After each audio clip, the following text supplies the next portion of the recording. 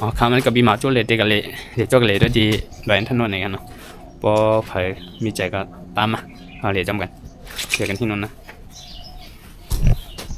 อ๋อค่ะอันนี้ก็จะเป็นบรรยากาศในตัวเมืองเชียงใหม่นะครับเนาะอันนี้ก็ค่ะอยู่แถวหนองจอมเสก็ออกมาแถวคันคลองในกันเนาะบรรยากาศในเมืองเชียงใหม่ก็บอกกันได้ครับก็รีรูรีด้วยฮะเนาะวันเมืองบนขันใหญ่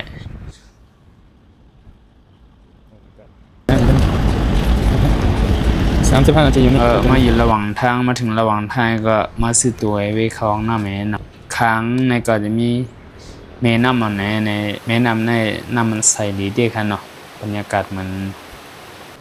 หวานเฮาเมืองเฮาค่ะ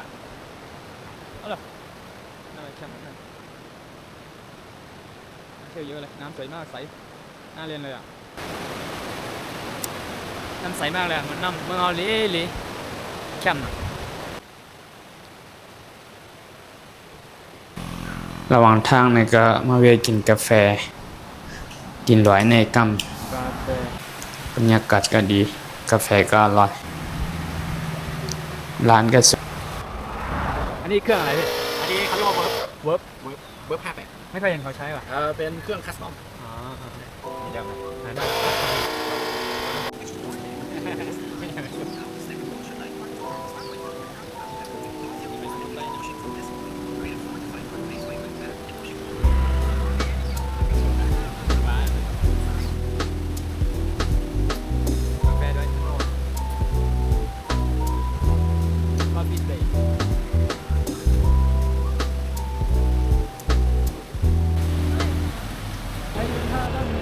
ตั้งขึ้นมันในก็ได้จันอยู่เนาะคล้ายๆรอยสุดเทปบางทีก็ได้ว่ารอยมันได้ยาวกว่าโค้งมันได้ยาวกว่า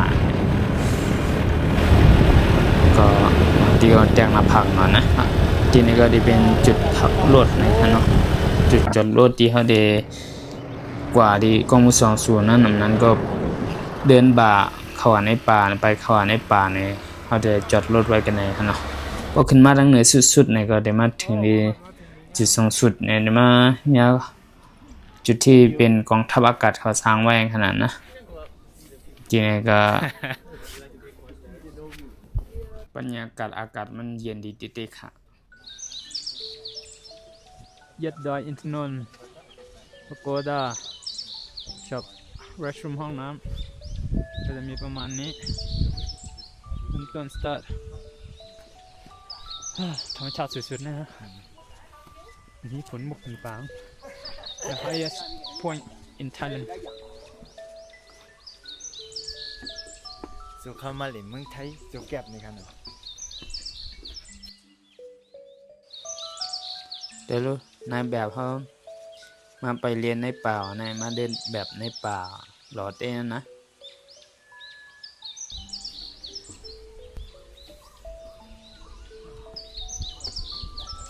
น้อยนนท์ National Park it's right here มาถึงแล้ว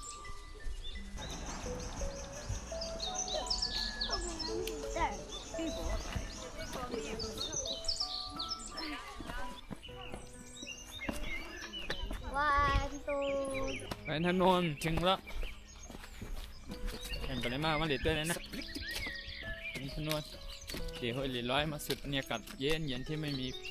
ฝุ่นฟองอากาศที่ไม่มีที่สุดทำงานเหมือนกันสีตั้งเดือนนั่นน่ะไปเกี่ยวกับในที่นี่มันไม่มี PM 2.5 ไม่มีฝุ่นอากาศเลยนะบรรยากาศดีมากอะไรแบบสดชื่นได้อากาศแบบเฟรชอะเย็นโอ้เราเหมือนมึงร้อยมึงเข้านั่นน่ะเนาะบอกกูไม่หันกาดดีๆเองจำไม่มันก็สวยอย่างนี้บอกกูไม่มีหิมหูเข้าในไงเนี่ยนะอย่างนึงคือไม่คันเนี่ยนะพี่น้องเขาไม่คันอ่ะบอกกุมวินอ่ะในคาริมันนี้บอกกุมวินในขนมเสื่อนซานไปยามพันนั่นก่อนวันกันด้วยค่ะกุมวินเนี่ยนะผมมาลอยอย่างอ่ะลอยถนนเนี่ยพันเนี่ยนะใจเขาเนาะโอ้คนลอยกุมลอยดูสิ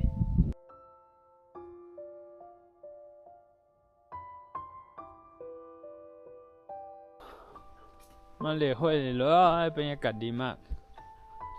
แข่งไปได้มากกว่ามานะในน้ำแต่ต่าง โดนทางนะ forest very much. He want to preserve forest to everyone. Then he showed his daughter. You said,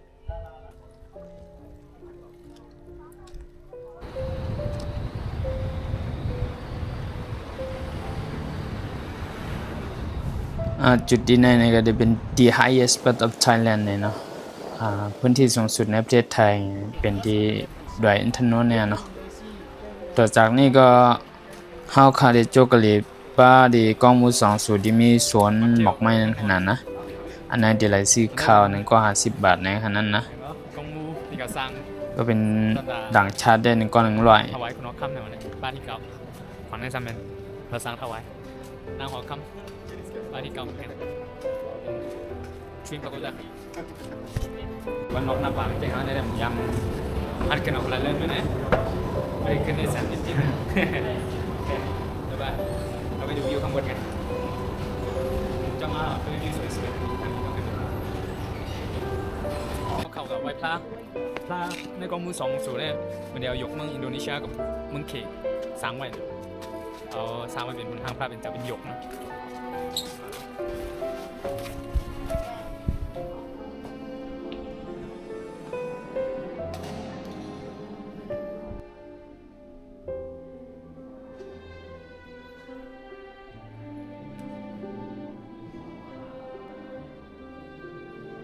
กำในว่าสิไว้พระยาในก่อนที่จะเอาน้องพี่น้องเขาก็ดีด้วยในทางพระเป็นเจ้าที่เขาแก่เป็นอัดไว้ในขณะเนาะไว้เช่นนั้นในก็ดีโจมาเลยด้วยสุเขียนตาหังหลี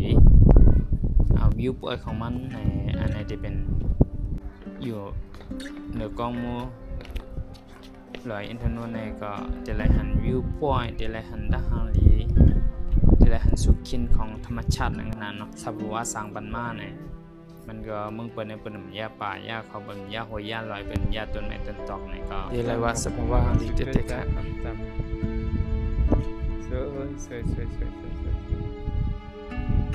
วยไหมได้บนหยดเลยอินทนนท์นี่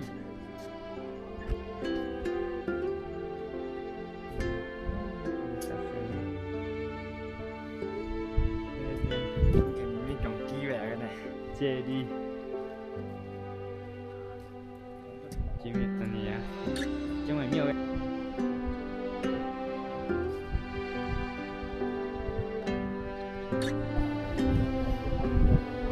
กับสิบอันเนาะ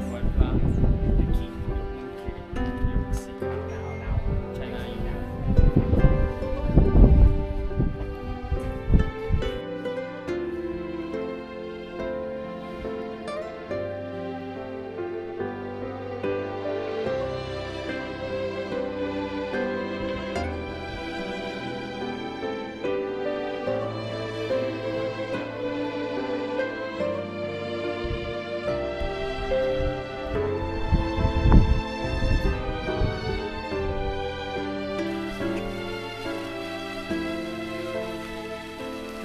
กองมือ20นี่ก็บนสร้างไว้เป็นที่ระลึกเป็นที่คุกโทษ ส่วนหมอกเมืองผีอย่างว่าอยู่ไหน ปาดิเก่านะ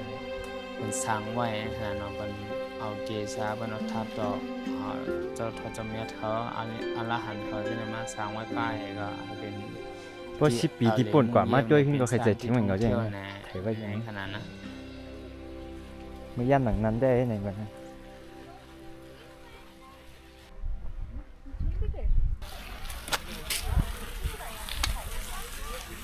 ไอ้นั่นโน่